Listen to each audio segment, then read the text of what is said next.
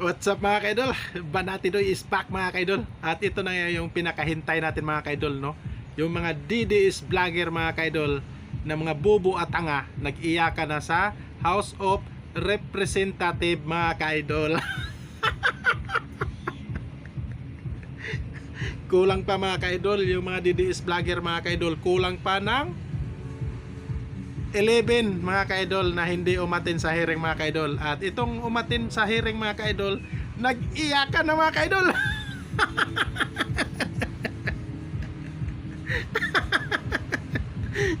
Ikaw Paduano ha, pinapaiyak mo. Ikaw Paduano, pinapaiyak mo yung mga DDS vlogger ha. Deserve nyo yan ha. O, gawa pa kayo ng fake news. O, sinong fake news peddlers ngayon?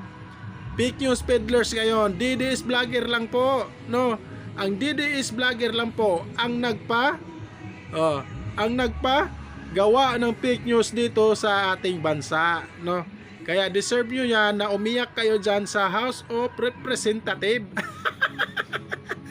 Ito yung pinakahintay ko mga kaidol na mapanood sila mga kaidol, no? Oo.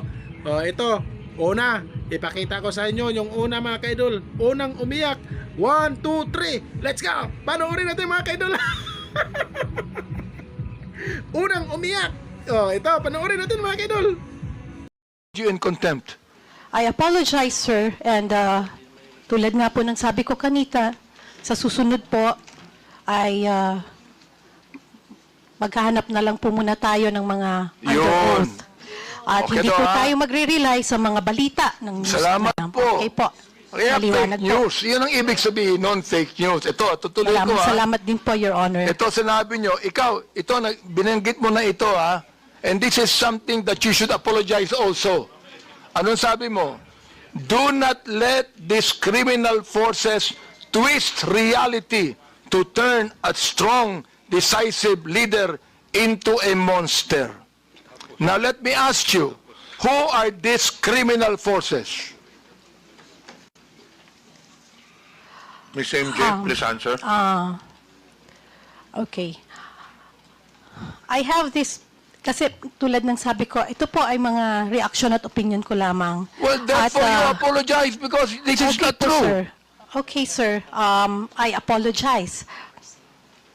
Okay, Mr. Chair, this is the second time that Ms.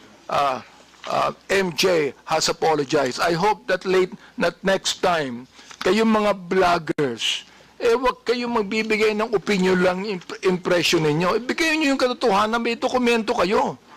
Sapagkat meron kaming documents to show Naiinsulto ko, I am insulted with your statement. Being the chairman of the Committee on Human Rights and one that's investigating, I am actually insulted with your statement. Again, my apology, sir, and noted po sa mga suggestions po ninyo. At gusto ko lang din pong sabihin na yung pong post has nothing to do with you. Hindi po, it has nothing to do with, pasensya na po. Well, Mr. Chair, maraming salamat, no?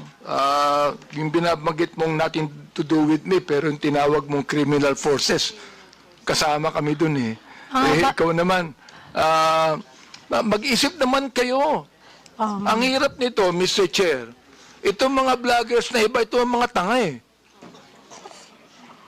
Tatanga-tanga ang gobyerno. Mag-isip kayo. Hindi lang sumusulat kayo kung anong gusto nyo isulat dyan.